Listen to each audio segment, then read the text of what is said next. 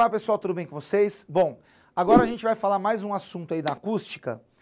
A gente vai começar a falar sobre fontes sonoras. Fontes sonoras, você pode pensar em instrumentos musicais, cordas vibrantes, instrumentos de corda e tubos sonoros, instrumentos de sopro. E agora, especificamente, a gente vai falar sobre cordas vibrantes. Então, o que acontece? Imagina um instrumento musical, um violão, por exemplo, e aí você pega e bate uma corda do violão, ela solta. Você vai fazer essa configuração aqui na corda. Lembra o que é isso aqui, gente? Isso aqui é uma onda estacionária. Se você não lembra muito bem, dá uma olhadinha que a gente tem uma aula que fala exatamente sobre esse assunto. Então, só lembrando, né, que na onda estacionária, esse ponto aqui, esses pontos, né, a gente chama de nós, que são pontos nos quais você tem interferência permanentemente destrutiva, e aqui você tem o que a gente chama de ventre, que é, na verdade, uma interferência construtiva, destrutiva, construtiva para baixo, destrutiva, aqui fica oscilando no meio. Bom, gente, esse modo de vibração, quando você pega a corda do instrumento e bate nela solta, nós chamamos de modo fundamental de vibração da corda, também conhecido como primeiro harmônico. Então, qual é a regra para você desenhar uma onda estacionária dentro de uma corda? Quando é um instrumento de corda, né, as extremidades aqui são fixas, nas duas extremidades você tem que ter sempre nós, tá? E esse primeiro harmônico corresponde ao menor número de bolinhas.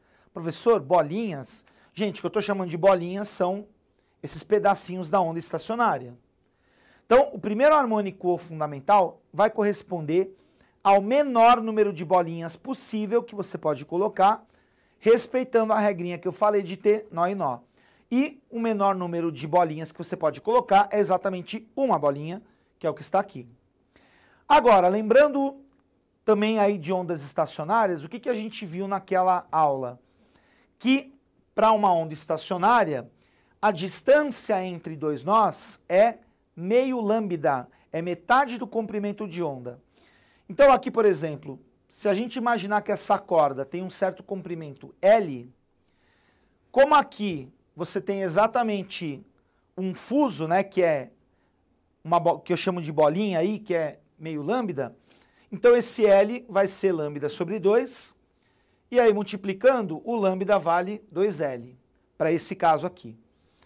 E aí lembrando, né, da equação fundamental da ondulatória, V igual a lambda F, a gente sabe então que a frequência é a velocidade dividido pelo comprimento de onda.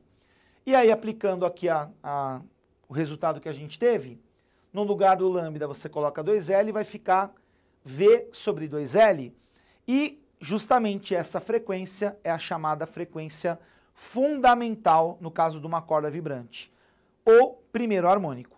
Tudo bem? Vamos lá então. Qual é a próxima possibilidade?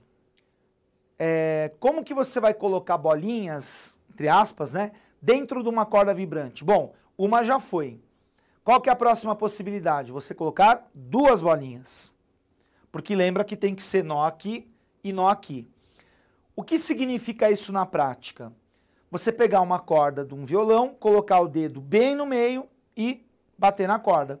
Ela vai vibrar nessa configuração aqui. Então, aqui, pessoal, mudou a onda em relação à primeira.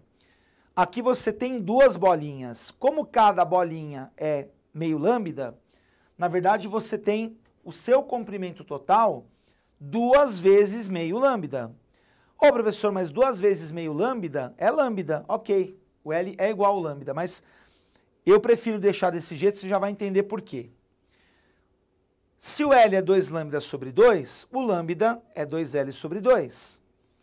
E aí a gente jogando na formulinha da frequência, né, a equação fundamental da ondulatória, a gente vai ter como frequência para esse segundo caso, V dividido por lambda, que é 2L sobre 2, passa esse 2 aqui para cima, fica 2V sobre 2L. Então você percebeu por que eu deixei o 2, né? Porque eu quero que fique múltiplo desse V sobre 2L. E justamente por esse caso ser uma frequência que é o dobro dessa frequência chamada fundamental, por ser o dobro da frequência, nós vamos dar o nome para esse modo de vibração de segundo harmônico. Então, gente, uma coisa importante. Para você falar que é um harmônico, tem que ser um múltiplo inteiro da frequência fundamental. Então, como essa aqui é 1V sobre 2L e aqui é o dobro, segundo harmônico. Beleza? E aí eu coloquei mais um exemplo, né? Qual que seria a próxima possibilidade? Uma bolinha já foi, 2 bolinhas também. Ó, 3 bolinhas. Como que o cara faz isso? Ele pega a corda, coloca o dedo exatamente o quê? A 1/3 de uma das extremidades e bate na corda. Ela vai vibrar com essa configuração.